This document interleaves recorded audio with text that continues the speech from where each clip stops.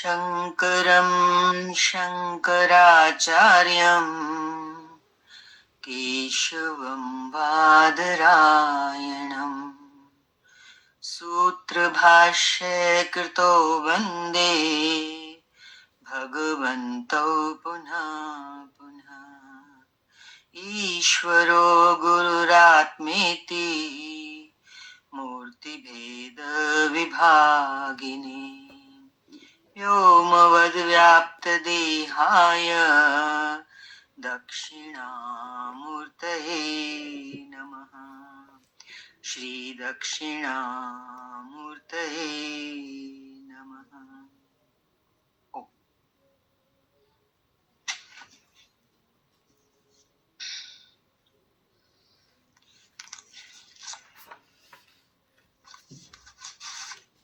विवेक चूड़ामणि तीसरा प्रकरण चल रहा है, जिसमें पिछली बार हमने श्लोक नंबर 79 पर विचार किया था। बतला रहे थे विषयों के विष को काले सर्प के विष से भी अधिक तीव्र बताया गया है, क्योंकि सर्प का विष तो खाने पर ही प्राण हरण करता है, किंतु विषय रूपी विष तो मात्र देखने से ही अपनी ओर आकर्षित कर उसे भोगों में प्रवृत्त कर नष्ट कर देता है। ये चर्चा चल रही थी विषयों के बारे में। इसी क्रम में अगला श्लोक देख रहे हैं। जो विषयों की आशा रूप कठिन बंधन से छूटा हुआ है, वही मोक्ष का भागी होता है, और कोई नहीं, चाहे वह छहों दर्शन का ज्ञाता क्यों ना हो। व्याख्या देखें। वेद, पुराण, गीता, भागवत, रामायण, षट दर्शन आदि अनेक ग्रंथ पढ़ लेने से मुक्ति नहीं हो सकती। मुक्ति के लिए विषयों का त्याग प्रथम आवश्यकता है। जिसे विषयों में रस आता है, वह 100 कल्प में भी मुक्त नहीं हो सकता।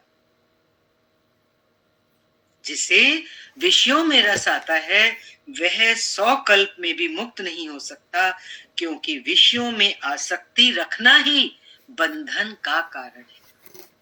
बंधन और मोक्ष दो चीजें हैं। बंधन का कारण अगर समझ में आ गया तो मन उधर अपने आप प्रवृत्ति करेगा। अगर उसको मोक्ष चाहिए, वो छूटना चाहता है, तो स्वतः ही मुक्ति का मार्ग प्रशस्त हो जाएगा। उसके लिए कुछ नहीं करना। क्या करना है? पहली शर्त विषयों का त्याग। वही तो बंधन का कारण है।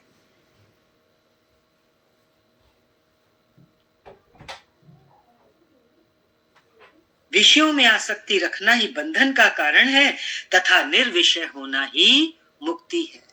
आज बंधन और मुक्ति को समझ लें एक लाइन में।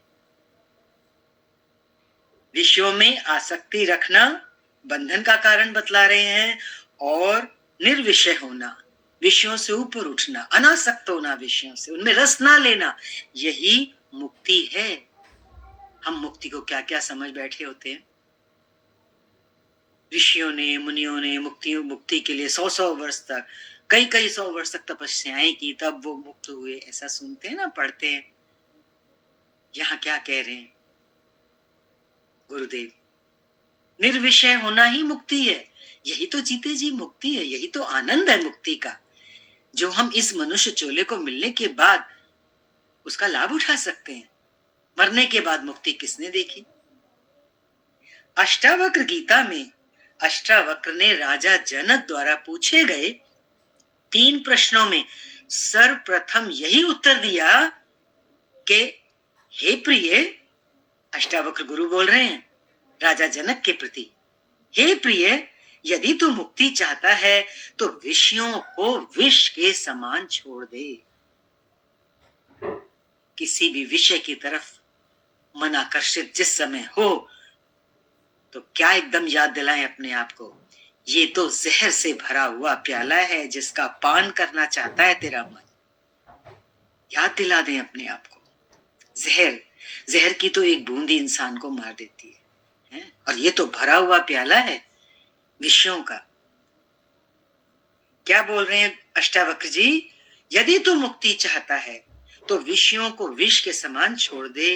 विषयों के भोग की आशा का बंधन ही, विषयों के भोग की आशा, आशा होती है ना मन में, भोगों की।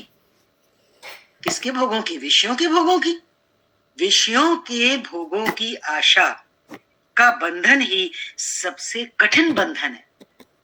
हम तो आज तक समझते रहे ये बंधन वो बंधन, घर का बंधन, बच्चों का बंधन, नौकरी का बंधन, धन का बंधन, कितने कितने बंधन माया में हमने देखे और सब समझे होंगे। लेकिन सबसे कठिन बंधन किसको बता रहे हैं? विषयों के भोग की आशा। इसका जो बंधन है ये सबसे कठिन बंधन है, जिसके तोड़ने पर ही मुक्ति संभव है। जिसके तोड़ने पर ही मुक्ति संभव है। बाकी सब बंधन टूट जाए, लेकिन अगर विषयों के भोगों की आशा का बंधन बना हुआ है तो मुक्ति नहीं प्राप्त हो सकती। मुक्ति मीन्स सर्वोच्च आनंद, सदा सदा का सुख, जो कभी खुटे नहीं, जो कभी आए नहीं और कभी जाए नहीं। ये है मुक्ति ना। मुक्ति को ऐसे शब्द करके नहीं ले लेना, कुछ उसका सूनापन मत पकड़ लेना। मुक्ति में स्वच्छंद, हर बंधन से, हर दुख से ऊपर, दुख से भी सुख से भी, क्योंकि अगर सुख लेंगे तो दुख तो आएगा ही ना, दोनों भाई हैं। इसलिए हर बंधन से ऊपर उठना है। सुख का भी बंधन ही है, जिसके तोड़ने पर ही, किसके तोड़ने पर? विषयों के भोग की आशा का बंधन ही सबसे कठिन बंधन है, जिसके तोड़ने पर ही मुक्ति संभव है। अन्य कोई मार्ग नहीं है। आज बिल्कुल शॉर्टेस्ट रास्ता बता रहे हैं मुक्ति का, दूसरा तो कोई मार्ग ही नहीं है। अन्य सभी दुर्गुण इसी के कारण उत्पन्न होते हैं। मनुष्य के जीवन में जो बुराइयां हैं, अनगिनत बुराइयां हैं, अनगिनत दुर्गुण हैं, तो किसके कारण है? मूल में क्या है? भोगों के, विषयों के भोगों की आशा। इसी से बाकी दुर्गुण भी पैदा होते हैं। जो तो मोक्ष का ही नहीं, वो जो जितने भी दुर्गुण हैं वो मोक्ष का ही नहीं, जीवन का भी अभिशाप बन जाते हैं। विषयों के भोग की जो आशा है वो हमारे मोक्ष के लिए घातक नहीं है, हानिकारक नहीं है, वो हमारे अपने एक जीवन के लिए, जो मनुष्य जीवन हमें मिला है उसके लिए अभिशाप बन जाते हैं, दुख का कारण। आज जीव जीव को झांक के देखो, पूछ के देखो, कुछ ना कुछ कांटा, दुख, परेशानियों से घिरा हुआ है इंसान। किस कारण से? समझ नहीं आता मनुष्य को। वो तो कारण बाहर ढूंढता है, लेकिन कारण कहाँ है? हमारे भीतर छिपी हुई एक आशा। कौन सी आशा? भोगों की आशा। किसके भोग? विषयों के भोग। विषयों के भोगों की आशा ही हमारे जीवन का अभिशाप है। और हम तो उसको क्या लेके बैठे? ये सुख भोगे, ये विषय भोगे, वो विषय भोगे। हम तो उसी को जीवन का लक्ष्य मान के चल रहे थे। कितना बड़ा भ्रम, कितना बड़ा अंधेरा दूर कर रहे हैं गुरु।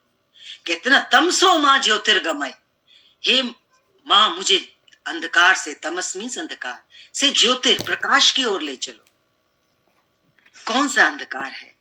कौन सा प्रकाश है? यही तो अंधकार है। विषयों के भोगों की आशा जो हमें घेरे हुए है, उसी तो अंधेरे में हम टटोल रहे हैं आनंद को, दुखों से ऊपर उठने के रास्ते को। लेकिन कहां टटोल रहे हैं? अंधेरे में टटोल रहे हैं। अंधेरे में तो अंधेरा ही मिलेगा। जब तक रोशनी ना आ जाए हम कैसे छूटेंगे? क्या है रोशनी? निर्विषय होना ही मुक्ति का एकमात्र मार्ग बता दिया। आनंद का, सुख का, परमानेंट सुख का। कोई सुख तो आता है चला जाता है, लेकिन निर्विषय होकर के जो जीवन मुक्त की का जो आनंद है वो परमानेंट सुख का आनंद है, जिसको आनंद बोलते हैं। परमानेंट सुख को आनंद बोलते हैं। सुख के साथ तो दुख लगा हुआ है, आनंद अपने में सर्वोच्च स्थिति है मनुष्य के हृदय की।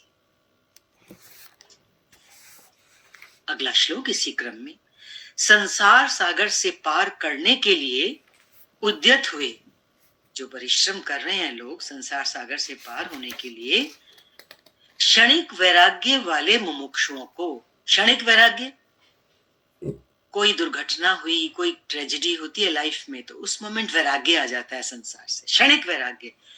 तो ऐसे मुमुक्षुओं को आशा रूपी ग्रह अति वेग से बीच में ही रोककर गला पकड़कर दबा देता है। क्षणिक वैराग हुआ, मुमुक्षा पैदा हुई, अरे छोड़ो संसार को, मुक्ति की ओर लगते हैं। लेकिन ये जो क्षणिक वैराग्य है, ये क्या होगा, ये रास्ते में ही हमको रोक देगा। क्या चीज रोक देगी रास्ते में? आशा रूपी ग्रह।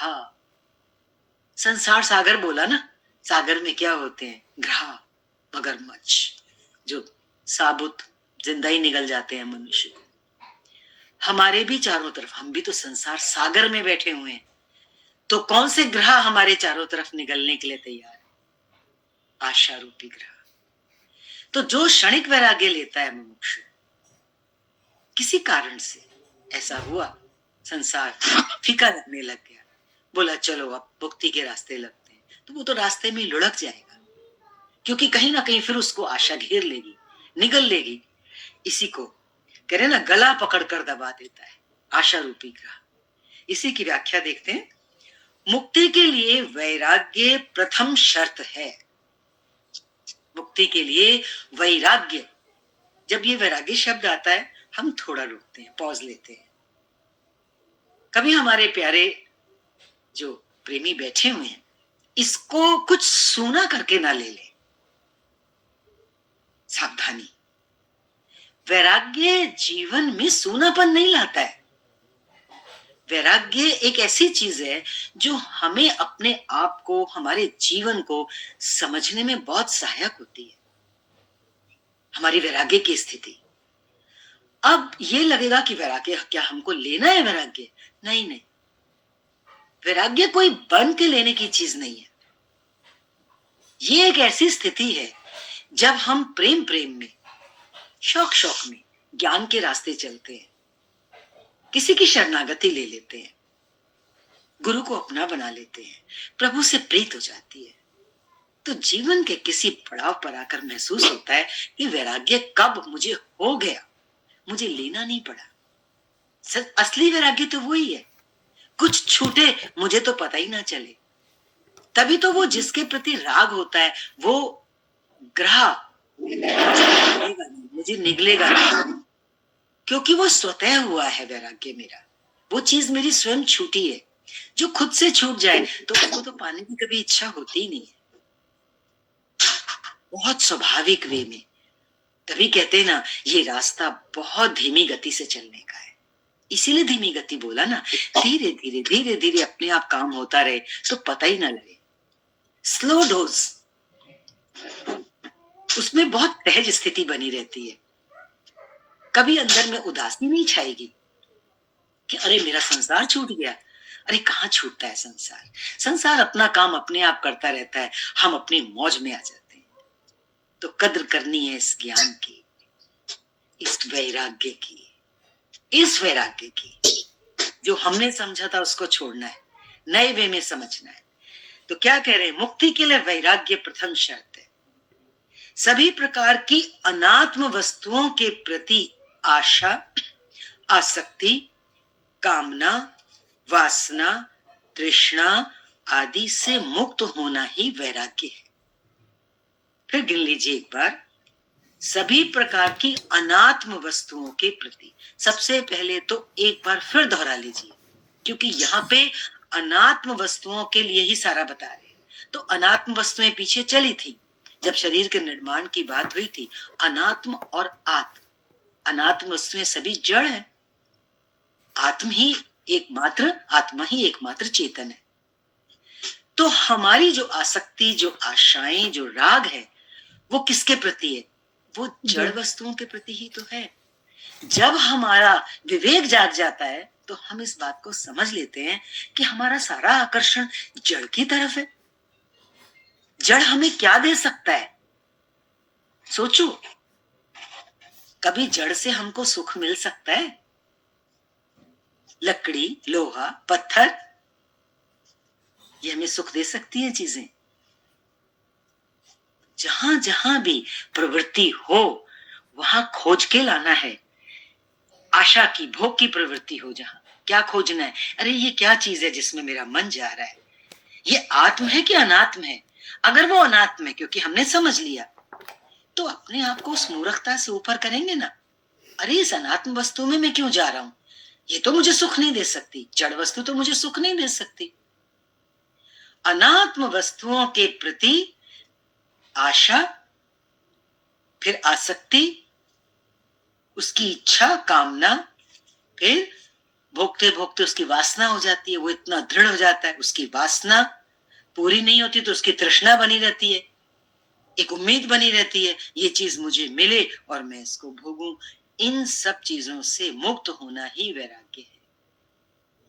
तो वैराग्य की जो सरल स्थिति है वो क्या है कि हम पहले ये समझें कि हम जिन चीजों के प्रति अट्रैक्ट हो रहे हैं वो क्या है। अगर वो अनात्म वस्तुएं हैं तो हमें आज ये बात गुरु से मिल रही है ना कि इनसे मुक्त होना ही वैराग्य है। और इनसे क्यों मुक्त होना है हमको? क्योंकि वैराग्य तो पहली शर्त है मुक्ति की। अब मुक्ति को भी अपने वे में ले लीजिए, वरना किसी के मन में आ सकता है अरे मुक्त होके क्या करेंगे, क्या मिलना है मुक्ति से? तो मुक्त होना माना दुखों सुखों के झूले से उतरना। झूले में बैठे होते हैं ना, कभी ऊपर जाते हैं तो कभी नीचे आते हैं, हिलाता ही रहता है। ऐसी तो हमारा जीवन है, सुखों और दुखों का झूला। अपने आप से निर्णय कर ले, इस झूले पर झूलते झूलते झूलते झूलते आखिर में क्या होता है? कहानी समाप्त हो जाती है, फिर नया चक्र शुरू होता है, फिर नया जन्म, फिर नया जन्म, फिर नया जन्म। ये चक्र चलता ही रहता है जन्म और मरण का। जब इंसान को ये बात समझ आ जाती है और वो चाहता है कि मैं इस झूले से, इस चक्कर से छूटना चाहता हूं, यही मुक्ति है। जो छूटना चाहता है, और छूटना क्या, वो सुखी होना चाहता है।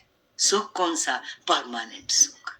भले शरीर मिले, भले जन्म मरण हो, लेकिन ऐसी स्थिति के साथ हो जहां कोई डर ना हो, किसी तरह का कोई डर ना हो। तो मुक्ति माना भय से ऊपर होना, जन्म मरण के भय से ऊपर होना। प्रभु सेवा के लिए कोई भी रूप मेरी आत्मा का धारण करके भेजें धरती पर, वो एक अलग बात है, लेकिन मैं किसी चीज का शिकार ना बनूं यहां आकर के। उसकी तैयारी तो करके जाएंगे ना, ताकि अभी भी जितना जीवन हमारा है हम सुख से जी सके, और कभी आना भी हो तो हम सुख से विचरण करें धरती पर आकर। ये तैयारी बहुत बड़ी तैयारी है, कौन नहीं करना चाहेगा? एक छोटी सी यात्रा के लिए कितनी तैयारी करते हैं। पुराने जमाने में तो बिस्तरा भी बांध के साथ लेके जाते थे, अभी भी कितनी तैयारी करते हैं। अभी ये भी एक यात्रा है, इसकी हमको तैयारी करनी है, जीते जी की भी और शरीर छोड़ने के बाद की भी जो यात्रा है, वही मुक्ति की जो बात चल रही है यहाँ पर, वो हमारी तैयारी है। और उसके लिए वैराग्य की चर्चा बहुत अच्छे से गुरुदेव कर रहे हैं। किंतु कुछ साधक, अब यहाँ पर एक बहुत सुजागी का पॉइंट चल रहा है, कुछ साधक क्षणिक आवेश में आकर मुक्ति के मार्ग पर बढ़ने के लिए उद्यत हो जाते हैं। क्षणिक आवेश में आकर कोई बहुत अपना करीबी प्रियजन अचानक चला गया तो संसार से वैराग्य हो जाता है। अरे क्या है दुनिया, ये है, अभी बैठा था अभी चला गया, मैं भी तो ऐसे ही चला जाऊंगा, क्या करूंगा अब जी के, क्या करूंगा ये करके वो करके, अपनी ड्यूटीज पूरी करके। एकदम इंसान वैराग्य ले लेता है और चल पड़ता है इस रास्ते पर, तो उसकी क्या हालत होती है ये बतला रहे हैं इस श्लोक में। क्षणिक आवेश में आकर मुक्ति के मार्ग पर बढ़ने के लिए जब उद्यत हो जाता है कोई इंसान, किंतु उनकी सांसारिक भोग की आशाएं तो छूटती नहीं है, वो तो अंदर में पड़ी हुई है। ऐसी स्थिति में वे मार्ग में ही भटक जाते हैं और पथ भ्रष्ट होकर पुनः लौट आते हैं। ना उधर बढ़ पाते हैं और फिर संसार में वापस आ जाते हैं। ऐसे व्यक्तियों को मुक्ति लाभ नहीं होता। जितना समय लगाया भी उस रास्ते पर वो व्यर्थ चला गया, नष्ट हो गया। तो क्षणिक वैराग्य जो आता है और जो वास्तविक अर्थ में वैराग्य है, उसको हमें समझना है। कभी हमारे जीवन में हमसे ऐसी गलती ना हो। इसीलिए जब गुरु मिल जाते हैं तो ये काम हमारा धीरे धीरे स्वतः होना शुरू हो जाता है, हमें पता भी नहीं लगता, बस हम चलते रहें। इसी क्रम में देख रहे हैं अगला श्लोक। जिसने वैराग्य रूपी खड़क से विषयों की ऐषणा रूपी ग्रह को मार दिया है, वही निर्विघ्न बिना किसी बाधा के संसार समुद्र के उस पार जा सकता है। व्याख्या है, मुक्ति के लिए वैराग्य मुख्य है। हर श्लोक में बार बार आ रहा है, मुक्ति के लिए वैराग्य मुख्य। और हम बार बार इस बात को याद दिलाने की कोशिश कर रहे हैं कि मुक्ति माना दुखों सुखों के झूले से उतर के उस स्थायी सुख में बैठना जो ना कभी आए और ना कभी जाए, इस जन्म में भी, और यदि हमारा कोई जन्म बचा है तो आने वाले जन्म में भी स्थायी सुख, आनंद। मुक्ति के लिए वैराग्य मुख्य है।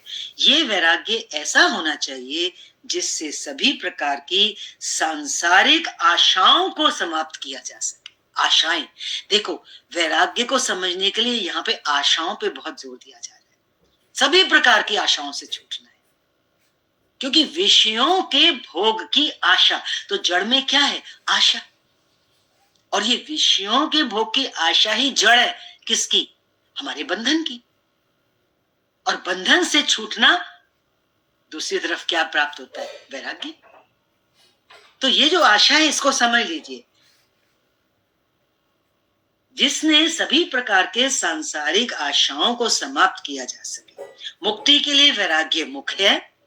ये वैराग्य ऐसा होना चाहिए जिससे सभी प्रकार की सांसारिक आशाओं को समाप्त किया जा सके। क्योंकि देखो, आशा मात्र बंधन है, चाहे वह संसार में भोग की हो अथवा मोक्ष की। मोक्ष की आशा भी बंधन का ही कारण बता रहे, इसको समझना है। मोक्ष की आशा भी नहीं रखनी है। किसी किसी के हृदय में होता है ना, मैं प्रभु को पाऊं, मुझे भगवान के दर्शन हो, मुझे मुक्ति का लाभ हो, मैं इस चीज से छूटूं, उस चीज से छूटूं। और भगवान ने क्या कहा गीता में? सारी गीता सुनाने के बाद, सर्वधर्मान परित्यज्य माम एकम शरणम व्रज। सब कुछ छोड़ के, सब कुछ भुला के तू बस मेरी शरण में आ जा। ये क्या है? ये राज है जो हम अभी पढ़ रहे हैं। क्या मोक्ष की आशा भी आशा ही है? माना क्या? यदि हम अपने हृदय में कुछ भी रखते हैं तो उस सच्चाई से दूर हो जाते हैं। और सच्चाई क्या है? गुरु की शरण, भगवान की शरण, शरणागति सबसे महत्वपूर्ण स्थिति है मनुष्य के हृदय की। यदि हम शरणागत हो जाते हैं तो शरणागत होने का क्या मतलब हुआ? इतनी आशा, इतना विश्वास गुरु के वचनों में, इतनी श्रद्धा, इतना प्रेम। फिर जानते हो क्या होता है? जब इतना गूढ़ प्रेम हो जाता है, जिसको क्या बोला? अनुराग। जिसको क्या बोला? अनन्य भक्ति। तो हमने समझनी है ये बात। एक बार ये स्थिति अंदर की बनने के बाद फिर वो जो बोल रहे हैं ये भी ना हो, वो भी ना हो, ऐसा ऐसी तैयारी हो, ये करना है, वो कुछ नहीं करना। फिर क्या करना है? चलते रहना है। चरैवेति चरैवेति।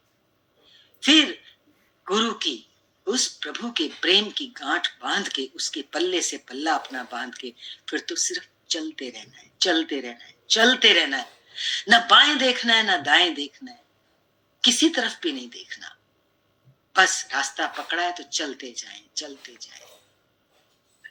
अपनी उन्नति अवनति भी ना देखें, कभी कभी साधक देख लेते हैं मेरी तो कुछ उन्नति नहीं हो रही, तो अपनी अवनति देख ली। थोड़ी सी उन्नति होती है, उस उन्नति को देख लेते हैं, अरे आज तो मुझे ये अनुभव हुआ, मुझे तो ये बात और समझ आई, किसी को बताने लग जाते हैं। अपना ढक्कन ढक के रखें, भाप भी ना निकले, और क्या करें, चलते रहे। जितनी धीमी गति होती है, देखा होगा आपने, चावल कब गलता है, हल्की आंच पर। बहुत तेज आंच पे उसको उबालने रख दो तो अंदर कनकी नहीं गलती। ठीक ऐसे ही ज्ञान भी हमको पूरी तरह तब लगता है जब हम पूरे धीरज के साथ, पहाड़ जैसे धीरज के साथ धीमे धीमे आगे बढ़ते हैं, बिना किसी भय के। मन में भय नहीं होना चाहिए, अगर भय होता है तो फिर लड़खड़ा जाते हैं। भय क्यों नहीं हो, क्योंकि हमने तो अपनी डोर बांध दी उसके साथ। किसके साथ? जिसने पाया है, जो पहुंचा है, जो सृष्टि का मालिक है। गुरुदेव अपने लिए क्या कहते हैं, सारी सृष्टि को मैंने अपनी चीज पे धारण किया हुआ है।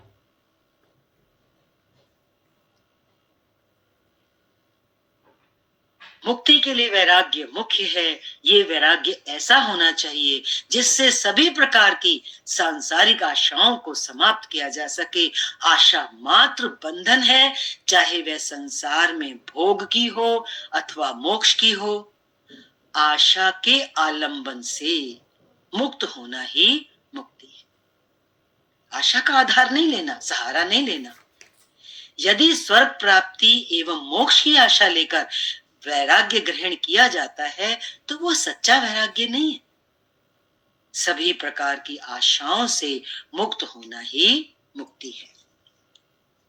अगला श्लोक, विषय रूपी विषम मार्ग में चलने वाले मलिन बुद्धि को, मैली बुद्धि को पद पद पर मृत्यु आती है। हर मोड़ पर उसको मृत्यु घेरती है। ऐसा जानो और ये भी बिल्कुल ठीक समझो कि हितैषी सज्जन या गुरु के कथनानुसार अपनी युक्ति से चलने वाले को फल सिद्धि हो ही जाती है।